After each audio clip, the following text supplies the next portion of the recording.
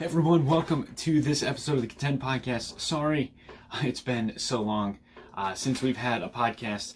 My wife and I had a baby girl the end of February, and she's kept us quite busy. So that's why we've been had a break from the Contend podcast for so long, and I do apologize for that.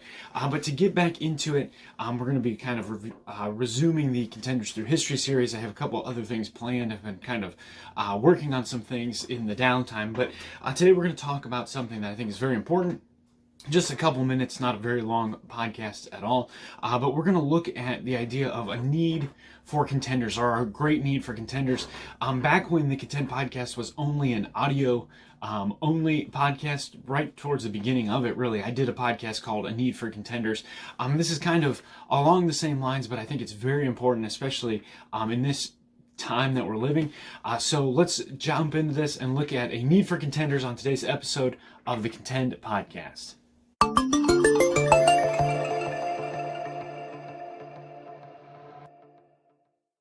Alrighty, so as I said in the intro, we're looking at a need for contenders, or a great need that we have for contenders. And I'm just going to read one verse. When we think of contend, this is probably the verse that we think of. I know this is the verse that I think of. This is kind of the verse that I kind of started with when we were doing it. It was in the intro, it was in the outro back when. But in Jude chapter 1, there's only one chapter of Jude, but Jude verse number 3, it says, "Beloved, when I gave all diligence to write unto you of the common salvation, it was needful for me to write unto you, and exhort you that you should earnestly contend for the faith which was once delivered unto the saints." That verse, the end of it there, you should earnestly contend for the faith. And I think it's very important that we do earnestly contend for the faith. We're living in a time when the world needs to see a group of Christians who are contenders for the faith.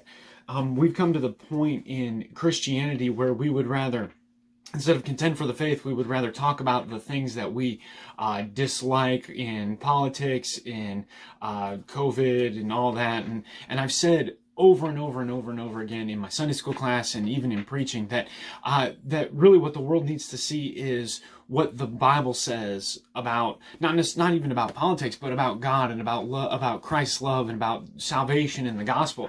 Truthfully, the world, I know personally, I don't care what everyone's opinion is of a mask. I have one sitting here on my desk. I don't care what everyone's opinion is of that. I don't care everyone's opinion of elections and politics. I don't care of everyone's opinions on all of the different things that are going on. Really, what it all boils down to is, what are we doing to advance the cause of Christ? And I truly believe that if we would have taken these past couple, really a year now, and instead of posting on our social media of all the things we disliked about COVID, all the different restrictions, all the masks, the distancing, the gathering limitations, all of that, if we would have taken all that time and all that energy that we spent researching all of the different theories, whether you think they're a conspiracy theory or fact, or whether you think so-and-so doctor is an idiot or they're a genius, whatever, if we would have, instead of taking all that time and researching that and then posting about it and giving our 2 cents and telling everyone how wonderful we think so-and-so is, or how terrible so-and-so is, or whatever, if we would have taken that time to spread the gospel.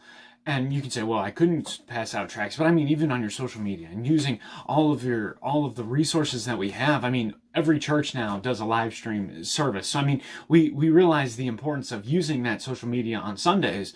So, but I want to encourage us as contenders, no matter how old you are, and you folks know the Contend podcast is geared towards teenagers, young adults, youth workers that can help them. But I mean, I don't have any problem with adults listening either.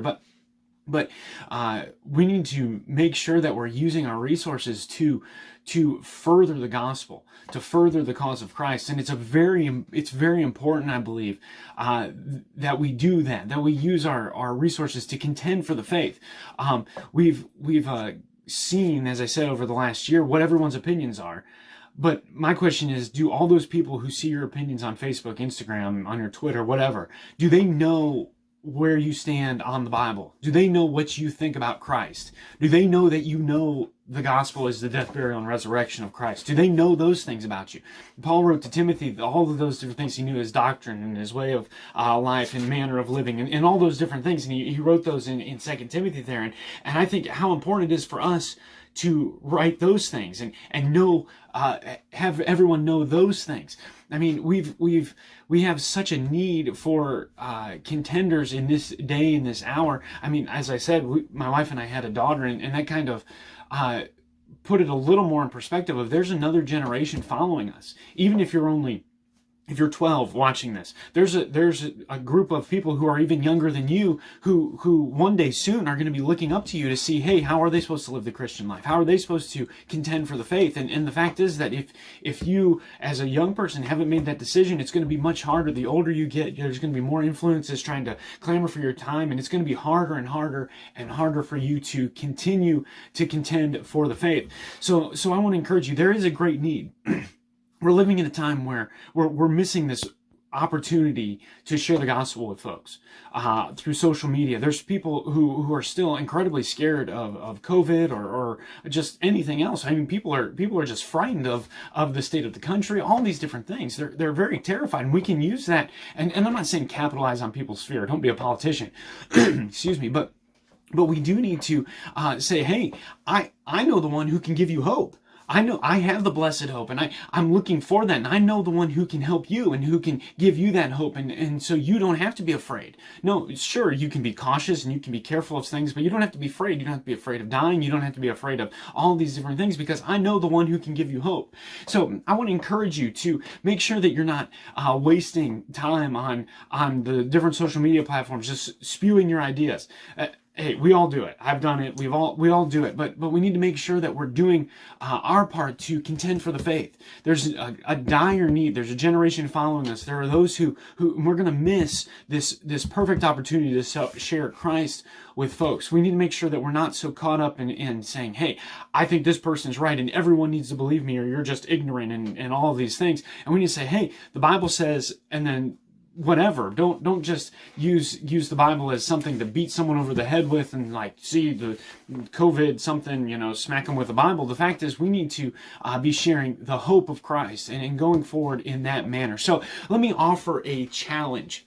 I'm going to try to do this week from this Friday, when you're watching this, or this came out on Friday, but from when you're watching this till next Friday, I would encourage you to post something on a social media platform. If you want to do it cross post with Instagram, Facebook, whatever, even on Twitter, post something about God, whether it's just a Bible verse, maybe a thought you learned from your devotions, something that is positive, something that is going to help someone, not just an opinion, not just something you wish everyone believed like you did, but something that you think is actually going to be an encouragement to someone, something you learned from your devotions, as I said, maybe a verse of a song or a hymn or something like that, something that is going to help encourage people, uplift them, something that will show them that you are a contender for the faith and that you want to go forward and further the cause of Christ, not just tell everyone what you think about a certain political or social issue that's going on today. So let's realize that there is a need for contenders.